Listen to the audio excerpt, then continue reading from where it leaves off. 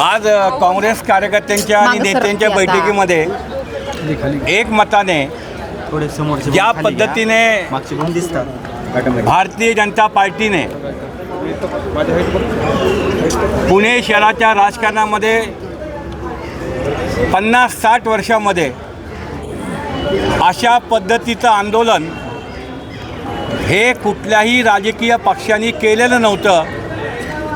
ते भारतीय जनता पार्टीने काल केलेलं आहे आणि या घटनेच्या निषेधामध्ये भारतीय जनता पार्टीला प्रोत्साहन देण्याचं काम, त्यांना मदत करण्याचं काम, काँग्रेस भवनच्या मुख्य प्रवेशद्वारापर्यंत त्यांना येण्याचं काम हे पुण्याच्या पोलीस दलांनी केलेलं आहे.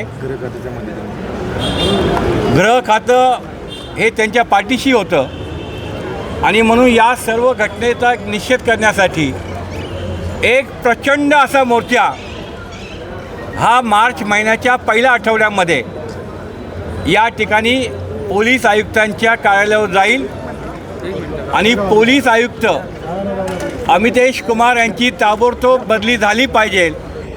आणि आजपर्यंत जी प्रथा परंपरा पुण्यामध्ये नव्हती की पोलिसांचा पाठिंबा हा कुठल्याही राजकीय पक्षाला असू नये, ही एक आजपर्यंतची जी परंपरा आहे किंवा आपलं जे काही संविधान आहे, पोलिसांना सर्व पक्ष सत्तारूढ असेल किंवा विरोधी पक्ष असेल हा एकसारखा असतो.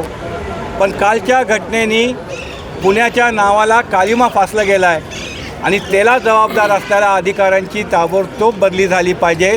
यासाठी एक महामोर्चा मी आपल्या बांधवांना सांगू इच्छितो. हा जो मोर्चा होईल हा पुण्यातील काँग्रेसच्या कार्यकर्त्यांची ताकद बघून या पुढच्या काळामध्ये भारतीय जनता पार्टीची हिंमत झाली पाहिजे की पुन्हा आमच्या काँग्रेस भवनकडे किंवा आमच्या काँग्रेसच्या कुठल्याही कार्यकर्त्याला रक्तबंबाळ करण्याची त्यांची हिंमत झाली नाही पाहिजे. असा प्रचंड इशारा आज या बैठकीमध्ये काँग्रेसच्या नेत्यांनी आणि कार्यकर्त्यांनी दिला आहे.